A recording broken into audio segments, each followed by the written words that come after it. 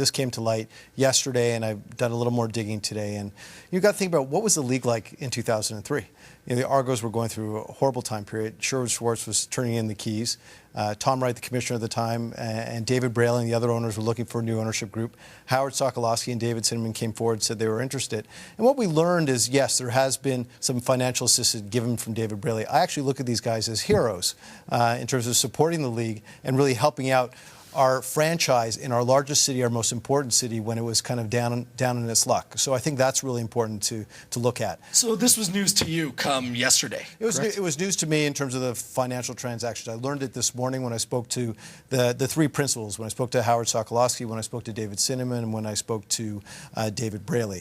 I think the thing moving forward is, and one important point also, this did not contravene any of our bylaws or our Constitution. So they didn't do anything that contravened our Constitution. I think that's an important point for viewers to understand. I think moving forward, what we understand from this, and I've spoken with the chairman of our league, and I have a call with our executive tomorrow, is that we think we have to modify our Constitution. So we have transparency. So moving forward, that the Board of Governors and the fellow owners and myself know if there's any financial assistance between clubs. I like Jim Balzilli. Actually, we've become friendly. He's a staunch supporter of things that are Canadian.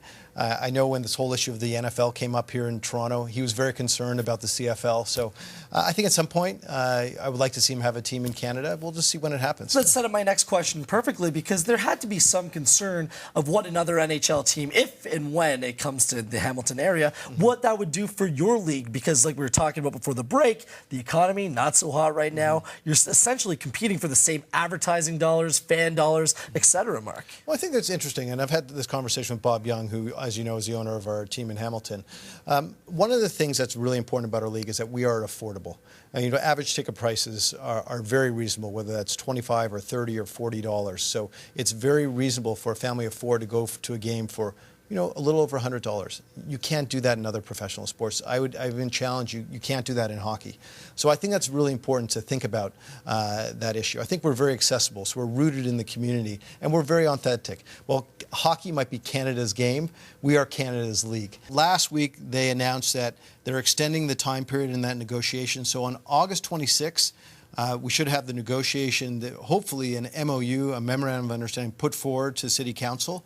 After that, there's a public period where the citizens have an ability to voice their opinion on this. And hopefully after that, October sometime period, September, October, we'll have a vote on this.